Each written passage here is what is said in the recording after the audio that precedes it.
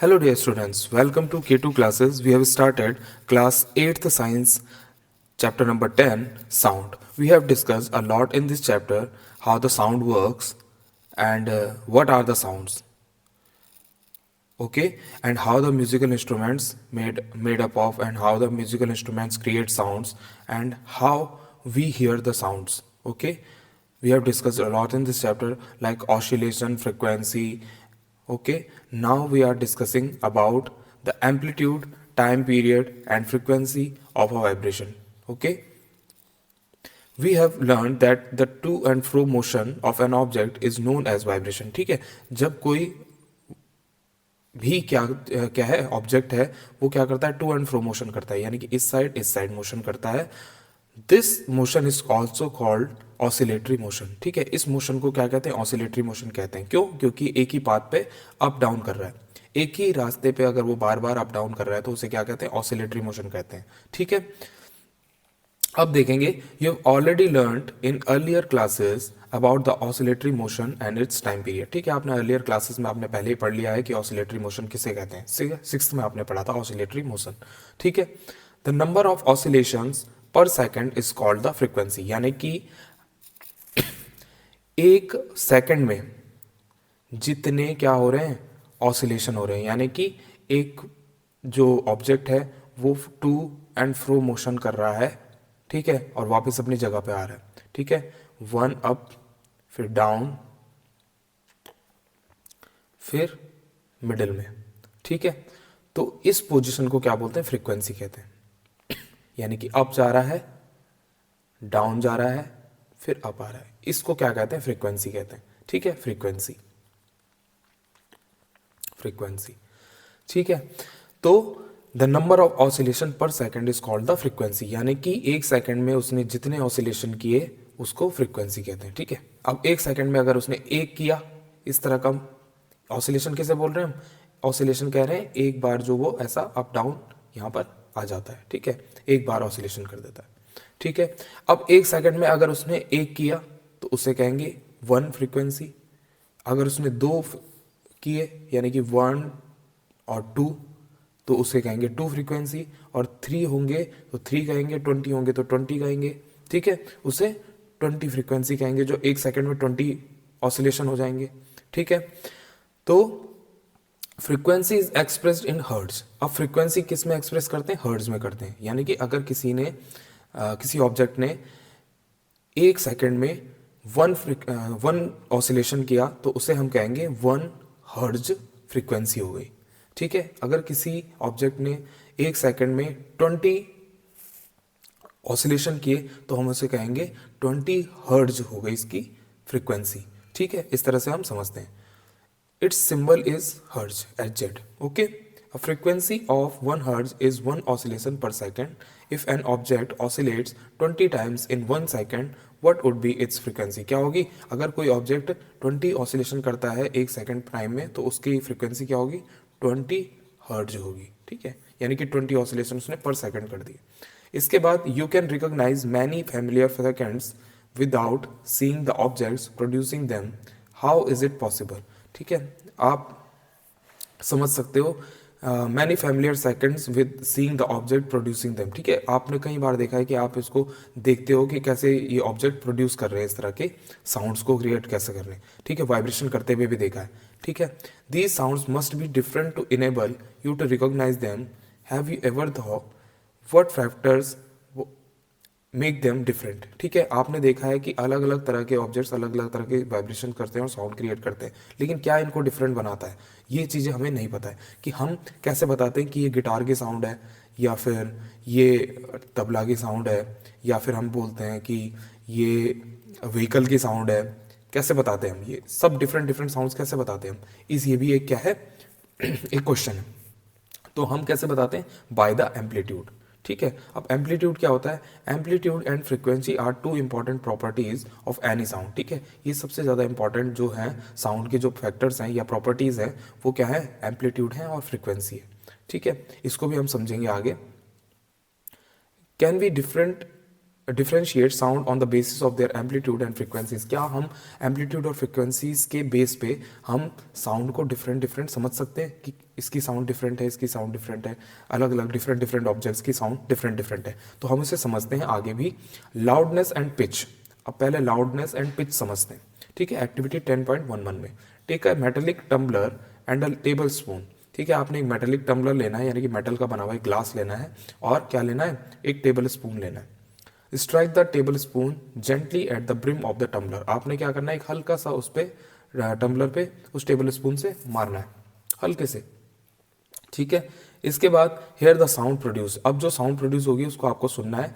Now bang the spoon on the tumbler and hear the sound produce again. ठीक है, फिर दोबारा मारना है और फिर सुनना है उस साउंड को। ठीक है, उस ग्लास से, जो मेटल ग्लास है, उससे कैसी साउंड आ रही है। Is the sound louder when the tumbler is struck hard. क्या जब हम उसे तेज मारते हैं, उस स्पून को हिट करते हैं तेज टम्बलर से, तो क्या ज़्यादा तेज साउंड क्रिएट होती है। Now suspend a small thermocol ball touching the rim of the tumbler, vibrate the tumbler by striking it. अब क्या करना है, आपने एक थ्रेड से आपने क्या करना है, एक थर्माकोल बॉल को बांधना है, जैसे कि यहाँ पर एक्सपेरिमेंट में दिखाया। ठीक है, थर्माकोल को बांधना है और अब इससे मारना है, इस थर्माकोल से। ठीक है, see how far the ball is displaced. आपने ये देखना है कि कितनी दूर ये बॉल गई। ठीक है, जब वो उससे टकराएगी तो कितनी दूर जाती है वो बॉल, ये देखना है। ठीक है, बॉल कितनी दूर गई उस ग्लास से टकराकर। ठीक है, the displacement of the ball is a measure of the amplitude of vibration of the tumbler. ये डिस्प्लेसमेंट ही क्या है, एम्पलीट्यूड है किसी ऑब्जेक्ट का, यानी कि अगर वो टम्बलर से जो साउंड क्रिएट हो रही है, उसका जो वाइब्रेशन हो रहा है, वो ही ये एम्पलीट्यूड है। यानी कि एक ऑब्जेक्ट अपने बेसिक, अपने मेन, जो मीन होता है, मीन जो पोजीशन है, उससे कितना टू एंड फ्रो मोशन कर रहा है। ठीक है, कितना टू एंड फ्रो मोशन कर रहा है, उसे ही उस ऑब्जेक्ट का क्या कहते हैं, एम्पलीट्यूड कहते हैं। किसी में क्या होता है कि वो इतना एम्पलीट्यूड क्रिएट हो रहा है।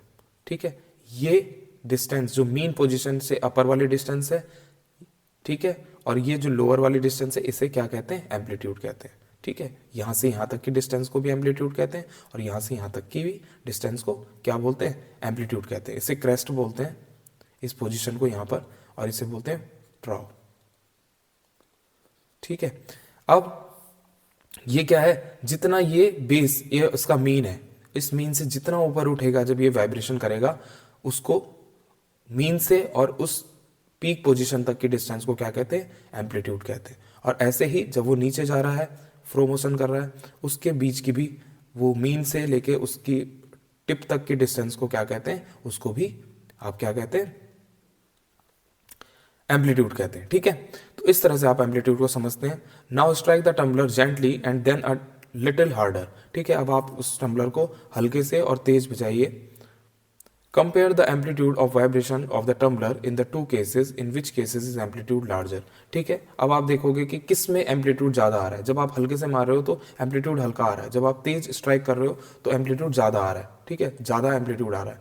ठीक है, इसके बाद loudness of sound is proportional to the square of the amplitude of the vibration producing the sound। ठीक है, जो loudness है साउंड की, वो proportional होता है, यानी कि जो loudness है वो क्या होता है, proportional होता है किसका, the square of the amplitude, यानी कि amplitude के square का proportional होता है वो, amplitude के square का। ठीक है, square का proportional होता है। ठीक है, if the amplitude becomes twice, अगर amplitude twice हो जाएगा, ठीक है, तो क्या होगा, the loudness increase by the factor of 4। तो लाउडनेस कितनी बढ़ जाएगी, फैक्टर ऑफ 4, यानी कि 4 गुना बढ़ जाएगी, यानी कि 4 टाइम्स बढ़ जाएगी। ठीक है, एम्पलीट्यूड अगर 2 टाइम्स बढ़ेगा तो लाउडनेस कितनी बढ़ जाएगी, 4 टाइम्स बढ़ जाएगी। ठीक है, the loudness is expressed in a unit called decibel. अब लाउडनेस को हम किस में मेजर करते हैं, लाउडनेस को हम मेजर करते हैं डेसिबल में। ठीक है, किसमें, डेसिबल में, डेसिबल। ठीक है, डेसिबल का साइन क्या होता है, स्मॉल डी कैपिटल डी, इस तरह से डेसिबल को हम बताते हैं। यानी कि लाउडनेस ऑफ साउंड हम किस में मेजर करते हैं, लाउडनेस को डेसिबल में। जब आप देखते हो कि कोई हैवी व्हीकल्स या भारी गाड़ियां चलती हैं या रेसिंग की जो बाइक्स होती हैं वो चलती हैं, तो उसके जो लाउडनेस होती है वो किससे मेजर करते हैं, डेसिबल से। तो डेसिबल को जो मीजर करने के लिए जो इंस्ट्रूमेंट होता है उससे वो क्या करते हैं, उसकी साउंड का पता लगाते हैं। The following table gives some idea of loudness of some coming from various sources. ठीक है, अब इसमें कुछ आइडिया बता रखे हैं आपको किसका कितना डेसिबल साउंड होता है, कितनी लाउडनेस होती है। तो नॉर्मल ब्रीदिंग हम जब करते हैं तो उसका 10 डेसिबल क्या होता है, साउंड क्रिएट होता है। सॉफ्ट विस्पर, अगर हम थोड़ा बहुत फुसफुसा रहे हैं किसी के कान में तो उसमें 30 डेसिबल साउंड क्रिएट होता है, लाउडनेस क्रिएट होती है। नॉर्मल कन्वर्सेशन अगर हम करें तो नॉर्मल कन्वर्सेशन में 60 डेसिबल होती है। बिजी ट्रैफिक में अगर आप फंसे हो, खड़े हो, तो 70 डेसिबल्स का लाउडनेस क्रिएट होता है। एवरेज फैक्ट्री की बात करें तो एवरेज फैक्ट्री में 80 डेसिबल्स के अराउंड क्या होता है, लाउडनेस क्रिएट होती है। Above 80 decibel the noise becomes physically painful. ठीक है, अगर 80 डेसिबल से अगर ज़्यादा की साउंड लाउडनेस आती है तो वो क्या होती है, पेनफुल होती है हमारे ईयर्स के लिए। ठीक है, the loudness of sound depends on the amplitude. ठीक है, कितनी ज़्यादा कोई साउंड लाउड होगी वो उसके एम्पलीट्यूड पर डिपेंड करती है, कितना ज़्यादा एम्पलीट्यूड है। ठीक है, मीन पोजीशन से उसका कितने ज़्यादा टू एंड फ्रो मोशन कर रहा है वो। ठीक है, कितना ज़्यादा अप डाउन कर रहा है। ठीक है, वो उसका एम्पलीट्यूड होता है, उस पर डिपेंड करती है क्या, वो लाउडनेस। कितना ज़्यादा, जितना ज़्यादा एम्पलीट्यूड होगा उतना ज़्यादा लाउडनेस होगी। ठीक है, when the amplitude of the vibration is larger the sound produce is loud, when the amplitude is small the sound produce is feeble, यानी कि हल्का होगा। ठीक है, compare the sound of a baby with of an adult. ठीक है, अगर आप एक बच्चे की आवाज़ एक एडल्ट से क्या करोगे, कंपेयर करोगे, इज देयर एनी डिफरेंस, क्या कोई डिफरेंस होता है, बिल्कुल डिफरेंस होता है। Even if two sounds are equally loud they differ in some way. Let us see now, चाहे दो आवाज़ें लगभग एक जैसी क्या है, इक्वली लाउड है, लेकिन फिर भी उनमें कोई ना कोई डिफरेंस होता है। ठीक है, I wonder why my voice is different from that of my teacher. मैं ये सोचता हूँ, जो बूझो है वो सोचता है कि मेरी वॉइस टीचर्स की वॉइस से अलग क्यों है। ठीक है, इस the frequency determines the shrillness और पिच ऑफ अ साउंड। ठीक है, जो फ्रिक्वेंसी होती है वो किसी साउंड की क्या बताती है, श्रिलनेस बताती है और पिच बताती है कि कितनी पिच है उसकी। ठीक है, अब पिच को भी समझते हैं। If the frequency of a vibration is higher we say that the sound is shrill and has higher pitch.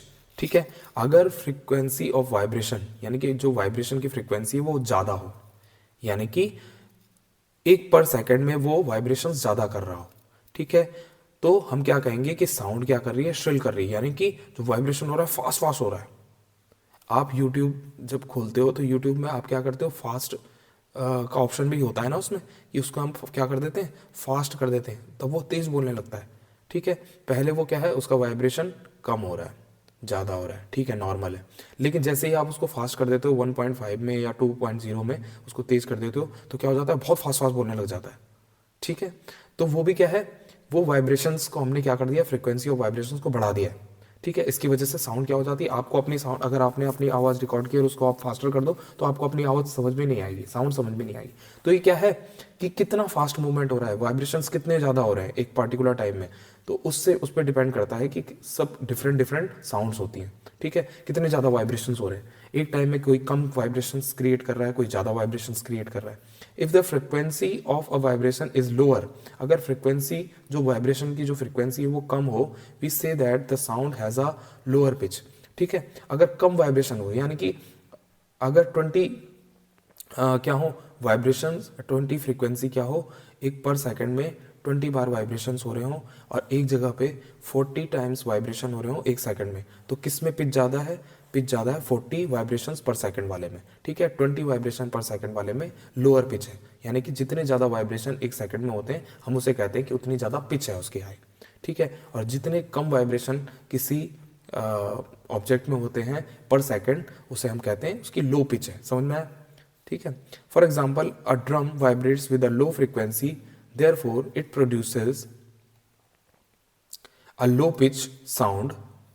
On the other hand a whistle has a high frequency and therefore produce a sound of higher pitch. ठीक है, जो तबला होता है या ढोल होता है वो क्या करता है, वो कम वाइब्रेशंस क्रिएट करता है पर सेकंड टाइम में, तो उसे हम क्या कहते हैं, उसे हम कहते हैं कि लो पिच वाला है। ठीक है, और विसल जो होती है वो हाई फ्रिक्वेंसीज पे चलती है, यानी कि उसमें वाइब्रेशंस पर सेकंड बहुत ज़्यादा होते हैं, जिसकी वजह से क्या होता है, वो जो विसल है उसकी साउंड ज़्यादा क्रिएट होती है। ठीक है, a bird makes a high pitched sound whereas a lion makes a low pitched roar. ठीक है। बर्ड क्या होती है, हाई पिच साउंड क्रिएट करती है, जबकि लॉयन क्या है, लो पिच रोअरिंग करता है। However, the roar of a lion is very loud, while the sound of the bird is quite feeble. हालांकि क्या है, roar of lion very loud, जो रोअर होती है लायन की वो बहुत ज़्यादा लाउड होती है। While the sound of the bird is quite feeble, जबकि sound of the bird feeble होती है, हल्की होती है। क्यों? क्योंकि एम्पलीट्यूड ज़्यादा होता है उसका, ठीक है। एम्पलीट्यूड जो लायन का होता है वो ज़्यादा होता है, यानी कि जो वो वाइब्रेशन कर रही है तो उसमें टू एंड फ्रो मोशन जो हो रहा है वो उसकी डिस्टेंस बहुत ज़्यादा है, ठीक है। बर्ड में क्या होगा, वो क्या है, पिच तो ज़्यादा है उसकी, यानी कि वाइब्रेशन तो ज़्यादा है, लेकिन देखो जल्दी जल्दी हो रहा है, जबकि उसकी पिच क्या है, उसका एम्पलीट्यूड क्या है, लायन का एम्पलीट्यूड ज़्यादा होगा, उसको ज़्यादा टाइम लगेगा, ठीक है। और जो बर्ड है उसको कम टाइम लगेगा, फटाफट वो क्या कर देगी, अपने टू एंड फ्रो मोशन करेगी, ठीक है, ज़्यादा। तो इस वजह से क्या होता है, लायन की जो लाउडनेस होती है वो एम्पलीट्यूड की वजह से, क्योंकि हमने बोला कि जो एम्पलीट्यूड होता है उसकी वजह से लाउडनेस होती है, तो एम्पलीट्यूड ज़्यादा किसका होता है, लायन की वॉइस का होता है, जबकि बर्ड की वॉइस का एम्पलीट्यूड कम होता है, ठीक है, एम्पलीट्यूड लोअर होता है इसका, ठीक है, लो। इसकी वजह से क्या होता है, ये साउंड लेस क्रिएट होती है, लो क्रिएट होती है, लो, ठीक है। और ये क्या होते हैं, हायर होती है, ठीक है। ये चीज़ें समझ में आई आपके। Every day you hear the voices of children and adult, do you find any differences in their voices. आप रोज बच्चों की और बड़ों की आवाज़ सुनते हो, क्या आपको इनमें कोई डिफरेंसेस लगते हैं? Can you see that the frequency of the voice of a child is higher than that of an adult, कि आप ये कह सकते हो कि बच्चों की जो वॉइस की फ्रिक्वेंसी होती है वो ज़्यादा होती है बड़ों से, ठीक है। Usually the voice of a woman has a higher frequency than that of a man, ठीक है। हम ये भी कह सकते हैं कि वीमेंस की जो वॉइस की जो फ्रिक्वेंसी होती है वो ज़्यादा होती है, किससे, मैन से ज़्यादा होती है, ठीक है। इसीलिए आपको नॉइज जो वीमेंस अगर बोलती है कम आवाज़ में भी, कम उसमें भी बोलती है, लो में भी बोलती है, तो उनकी आवाज़ ज़्यादा सुनाई देती है, ठीक है। जबकि बॉयज़ की जो पिच होती है वो लो होती है, ठीक है, वो कम बोल पाते, कम आवाज़ उनकी सुनाई देती है, दूर तक ज़्यादा नहीं जाती है, ठीक है। जबकि गर्ल्स की आवाज़ जो होती है वो ज़्यादा आती है, जबकि बॉयज़ की आवाज़ भारी होती है, क्योंकि एम्पलीट्यूड ज़्यादा होता है, ठीक है, लाउडनेस होती है, ठीक है, इस वजह से।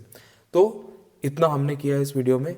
नेक्स्ट वीडियो में हम करेंगे ऑडिबल एंड इनऑडिबल साउंड और नॉइज़ एंड म्यूजिक के बारे में हम डिफरेंस देखेंगे। फिर देखेंगे हम कि कैसे नॉइज़ पॉल्यूशन क्रिएट होते हैं, what is a noise pollution, है ना, नॉइज़ के क्या क्या चीज़ें हैं, नॉइज़ और म्यूजिक में क्या डिफरेंसेस हैं, इसको हम नेक्स्ट वीडियो में हम देखेंगे। फिलहाल हम इतना ही करेंगे इस वीडियो में। Till then keep studying, keep enjoying, have a good day, bye bye.